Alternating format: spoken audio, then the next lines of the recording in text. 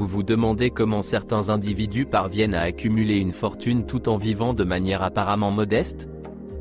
Bienvenue sur ma chaîne, où nous plongerons ensemble dans les pages fascinantes du livre « Le millionnaire d'à côté ».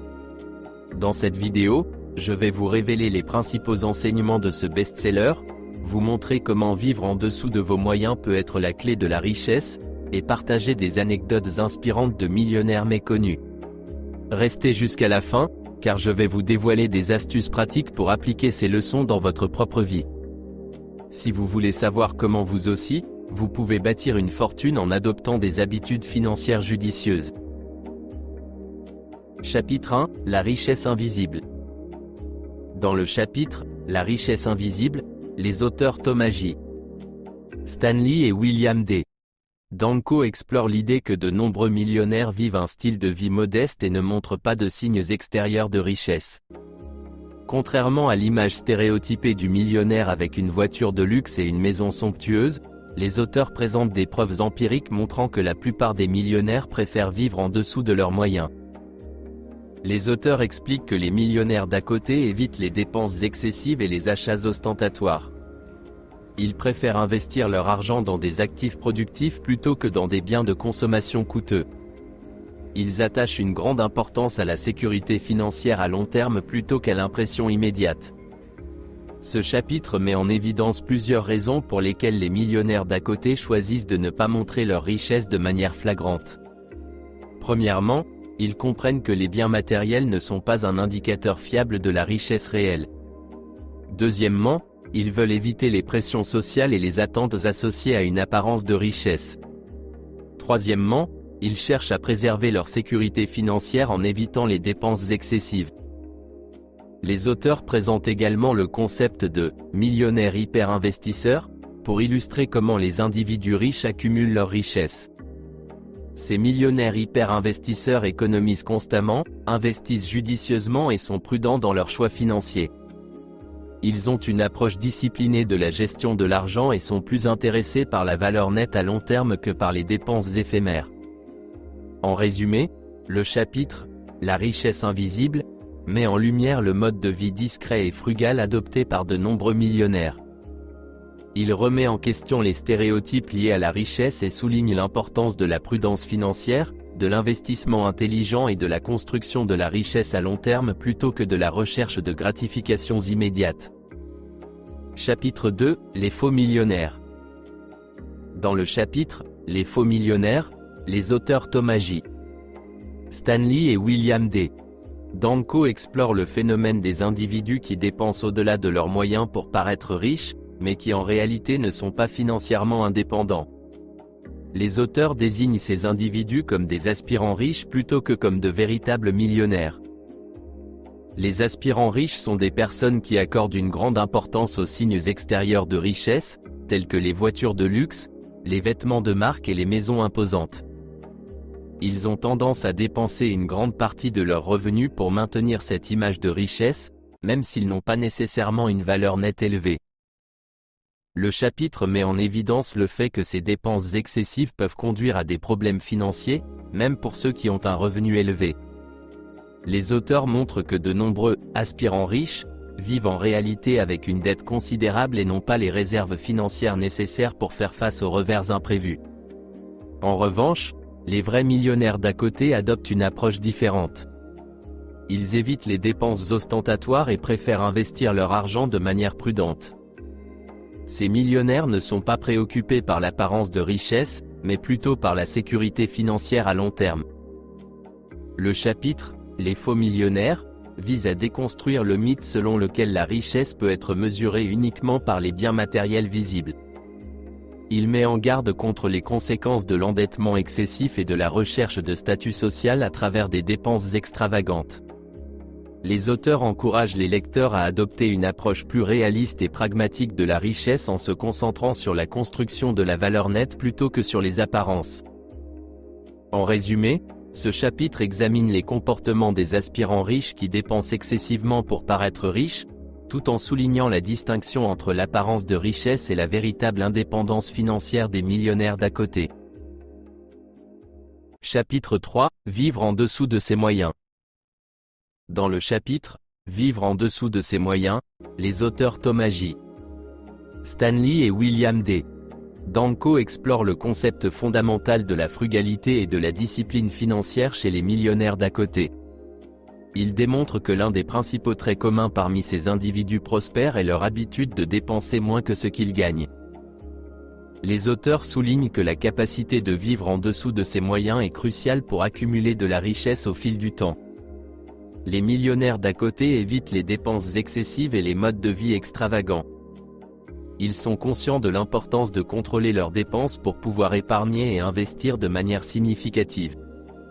Le chapitre présente des exemples concrets de la façon dont les millionnaires d'à côté gèrent leur argent au quotidien.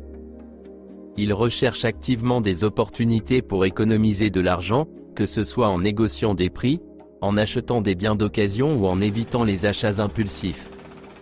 Ces habitudes financières judicieuses contribuent à augmenter leur capacité d'épargne et d'investissement. Les auteurs soulignent également l'importance de la discipline financière à long terme. Vivre en dessous de ses moyens ne se limite pas à un simple acte ponctuel, mais c'est une approche continue et consciente de la gestion de l'argent. Les millionnaires d'à côté maintiennent cette habitude tout au long de leur vie, ce qui les aide à accumuler progressivement de la richesse. Le chapitre « Vivre en dessous de ses moyens » encourage les lecteurs à adopter une attitude responsable envers l'argent, à être conscients de leurs dépenses et à rechercher des moyens de réduire les coûts inutiles.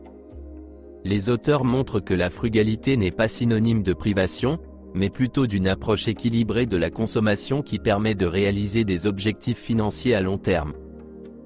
En résumé, ce chapitre met en avant la pratique de vivre en dessous de ses moyens comme une clé essentielle pour la construction de la richesse. Les millionnaires d'à côté démontrent que la discipline financière et la gestion judicieuse des dépenses sont des facteurs déterminants pour atteindre une sécurité financière durable. Chapitre 4 Le temps, pas l'argent. Dans le chapitre « Le temps, pas l'argent », les auteurs Thomas J. Stanley et William D. Danko explorent la notion que la gestion du temps est aussi importante, voire plus importante que la gestion de l'argent, pour devenir financièrement prospère. Les millionnaires d'à côté comprennent que le temps est une ressource précieuse et qu'il doit être investi de manière judicieuse pour obtenir des résultats fructueux. Les auteurs mettent en avant plusieurs principes liés à la gestion du temps chez les millionnaires d'à côté. Premièrement, ils soulignent que le temps consacré à l'éducation et à l'amélioration personnelle est une forme d'investissement essentielle. Les individus prospères sont disposés à apprendre constamment et à acquérir de nouvelles compétences, ce qui peut se traduire par une augmentation de leur potentiel de revenus. Deuxièmement, le chapitre insiste sur l'importance de la planification à long terme et de la patience. Les millionnaires d'à côté sont prêts à investir du temps dans des projets et des investissements qui peuvent ne pas fournir de retours immédiats, mais qui peuvent s'avérer lucratifs à long terme. Ils ont une vision à plus long terme et sont prêts à attendre pour obtenir des résultats significatifs. Troisièmement, les auteurs soulignent que le temps investi dans la création et le maintien de relations personnelles et professionnelles est crucial. Les millionnaires d'à côté comprennent que les réseaux solides et les relations de confiance peuvent ouvrir des portes pour des opportunités futures. Enfin, le chapitre met en garde contre le gaspillage du temps dans des activités non productives, comme regarder la télévision de manière excessive ou se livrer à des distractions inutiles. Les millionnaires d'à côté sont disciplinés dans leur utilisation du temps et cherchent à maximiser leur productivité. En résumé, le chapitre « Le temps, pas l'argent » souligne que la gestion efficace du temps est un facteur déterminant pour la réussite financière. Les millionnaires d'à côté comprennent la valeur du temps investi dans l'éducation, la planification à long terme, les relations et les activités productives. Ils sont conscients que le temps est une ressource limitée et cherchent à l'utiliser de manière stratégique pour atteindre leurs objectifs financiers et personnels. Chapitre 5 « Vous n'avez pas besoin d'un revenu élevé ». Dans le chapitre « Vous n'avez pas besoin d'un revenu élevé », les auteurs Thomas J. Stanley et William D. Danko explorent l'idée que le revenu élevé n'est pas nécessairement le facteur déterminant pour accumuler de la richesse. Ils présentent des preuves empiriques montrant que de nombreux millionnaires d'à côté ont réussi à construire leur fortune malgré des revenus modestes ou moyens. Les auteurs remettent en question la croyance commune selon laquelle un revenu élevé est la clé pour devenir riche. Ils soulignent que ce qui importe vraiment, c'est la combinaison de facteurs tels que la discipline financière, l'épargne régulière, l'investissement judicieux et la gestion intelligente des dépenses. Le chapitre présente des profils de personnes qui ont accumulé une richesse substantielle avec des revenus considérés comme moyens. Ces individus ont adopté des comportements frugaux, ont évité les dépenses inutiles et ont investi prudemment, ce qui leur a permis de construire leur patrimoine au fil du temps. Les auteurs expliquent que le choix de vivre en dessous de ses moyens et de contrôler les dépenses est essentiel, peu importe le niveau de revenu. Même avec un revenu modéré, si une personne peut économiser et investir régulièrement, elle peut progressivement augmenter sa valeur nette. Le chapitre « Vous n'avez pas besoin d'un revenu élevé » encourage les lecteurs à reconsidérer leur perception du lien entre le revenu et la richesse. Il met en évidence que la discipline financière et la prise de décision intelligente sont des facteurs beaucoup plus importants pour la construction de la richesse que le montant absolu du revenu. En résumé, ce chapitre remet en question le mythe selon lequel un revenu élevé est nécessaire pour devenir riche. Les millionnaires d'à côté prouvent que la frugalité, l'épargne, l'investissement et la gestion prudente des finances sont des éléments essentiels pour accumuler de la richesse, quel que soit le niveau de revenu. Chapitre 6, des parents riches, des enfants riches. Dans le chapitre « Des parents riches, des enfants riches », les auteurs Thomas J. Stanley et William D. Danko explorent l'impact de l'éducation financière transmise par les parents sur les habitudes financières et la réussite économique des enfants. Ils mettent en évidence l'importance de l'éducation et de la transmission des valeurs financières pour la construction de la richesse intergénérationnelle. Les auteurs présentent des données montrant que de nombreux millionnaires d'à côté ont été influencés par les enseignements et les exemples de leurs parents en matière d'argent. Les enfants dont les parents valorisent la discipline financière, l'épargne, l'investissement et la frugalité ont tendance à adopter ces mêmes comportements et à obtenir de meilleurs résultats financiers. Le chapitre met en avant le rôle crucial des parents dans l'éducation financière de leurs enfants. Les enseignements sur la gestion de l'argent, l'économie et les valeurs financières sont transmis de génération en génération. Les millionnaires d'à côté ont souvent grandi dans des environnements où l'importance de l'indépendance financière et de la prudence était inculquée dès leur plus jeune âge. Les auteurs soulignent que cette éducation financière n'est pas seulement basée sur l'enseignement verbal, mais aussi sur l'exemple. Les parents qui pratiquent eux-mêmes la frugalité, la gestion prudente et la construction de la richesse servent de modèle pour leurs enfants. Le chapitre « Des parents riches, des enfants riches » encourage les parents à prendre un rôle actif dans l'éducation financière de leurs enfants. Il met en avant la responsabilité de transmettre des compétences et des valeurs financières positives qui peuvent avoir un impact durable sur la vie économique future des enfants. En résumé, ce chapitre souligne l'influence profonde que les parents ont sur les habitudes financières de leurs enfants. Il met en évidence le rôle crucial de l'éducation financière transmise de génération en génération pour la construction de la richesse familiale à long terme. Chapitre 7, les adultes qui reçoivent. Dans le chapitre « Les adultes qui reçoivent », les auteurs Thomas J. Stanley et William D. Danko explorent le phénomène des adultes qui continuent à recevoir un soutien financier de leurs parents ou d'autres sources, et comment cela peut affecter leur indépendance financière et leur capacité à accumuler de la richesse. Les auteurs mettent en lumière une distinction entre les adultes qui reçoivent et les adultes qui sont financièrement indépendants.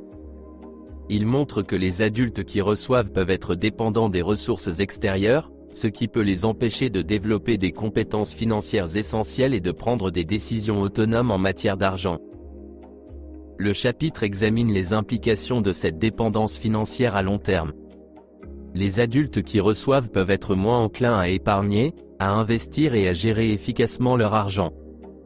Le manque d'autonomie financière peut également affecter leur estime de soi et leur capacité à faire face aux défis économiques. Les auteurs expliquent que les millionnaires d'à côté ont tendance à encourager l'indépendance financière chez leurs enfants. Plutôt que de subventionner leur vie adulte, les parents millionnaires d'à côté préfèrent offrir une éducation financière solide et encourager leurs enfants à développer leurs compétences financières. Le chapitre « Les adultes qui reçoivent » encourage les adultes à viser l'indépendance financière et à être conscients des implications à long terme de la dépendance économique. Il souligne l'importance pour les parents de fournir une éducation financière adéquate à leurs enfants afin qu'ils puissent prendre en charge leurs propres finances. En résumé, ce chapitre explore les défis et les conséquences de la dépendance économique à l'âge adulte. Il met en évidence le rôle de l'indépendance financière dans la construction de la richesse personnelle et souligne l'importance de développer des compétences financières pour prendre des décisions éclairées en matière d'argent. Chapitre 8, la mobilité géographique et la richesse.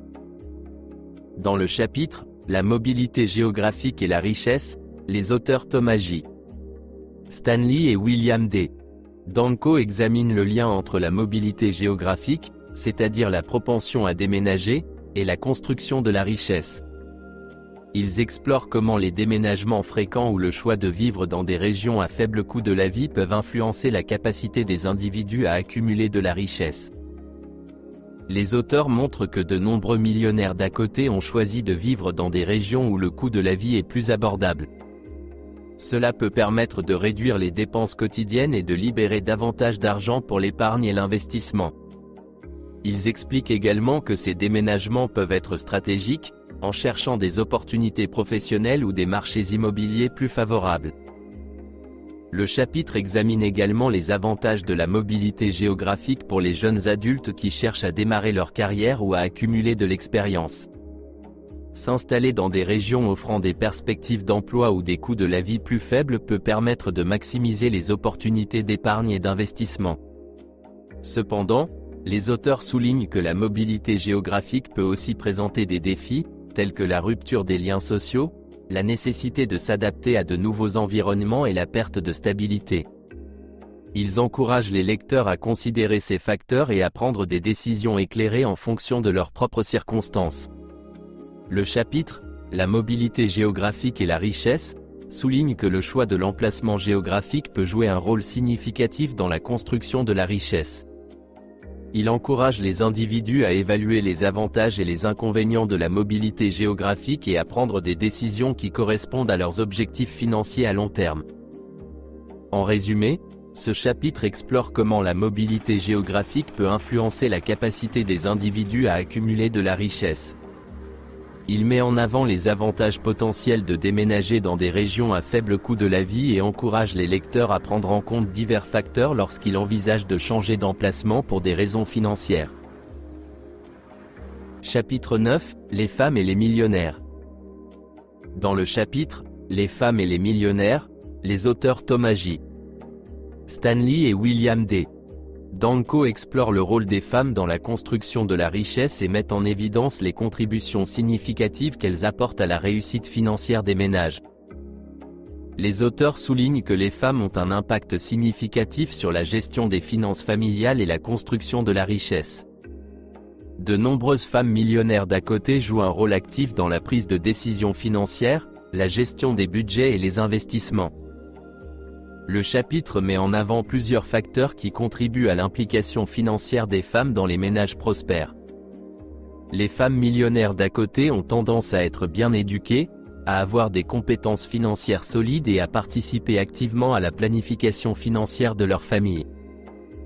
Les auteurs discutent également des stéréotypes de genre liés à la gestion de l'argent et soulignent que de nombreuses femmes millionnaires d'à côté ont réussi à surmonter ces stéréotypes pour devenir des actrices clés dans la construction de la richesse.